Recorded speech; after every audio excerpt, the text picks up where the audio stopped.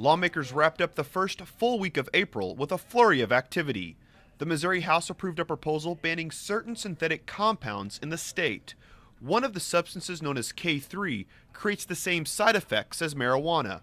The legislation also bans certain synthetic compounds being marketed as bath salts. These compounds have been proven to have the same side effects as cocaine.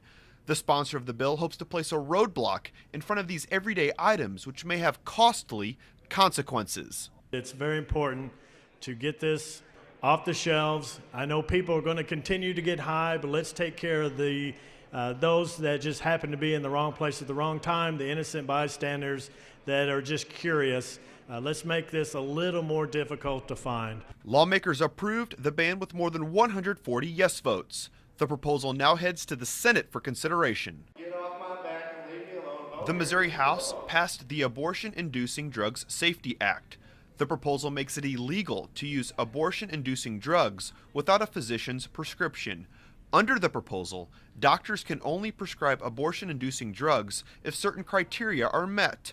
Opponents argue the legislation stands in the way of a woman's right to choose. This bill stands in the way of decisions that those women are forced to make. The legislation also reaffirms a pharmacy's right to choose whether or not to carry abortion-related drugs.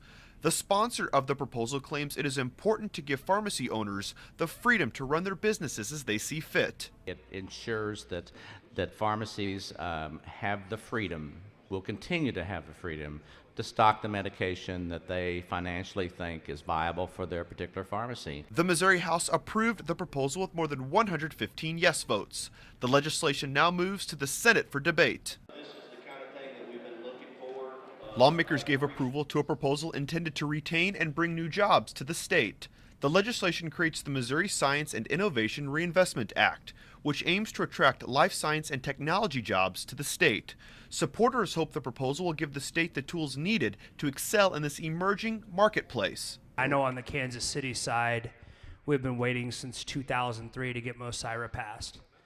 And I think that it is vital to the ability for us to compete with Kansas on the life sciences and biosciences industry. The bill also contains tax incentives for data storage companies to move its operations to the state.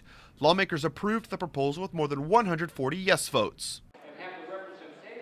Rounding out the week, the Missouri House approved its version of the state's new congressional map. Following the 2010 census, the state didn't experience a large enough population growth to maintain its current 9 congressional seats.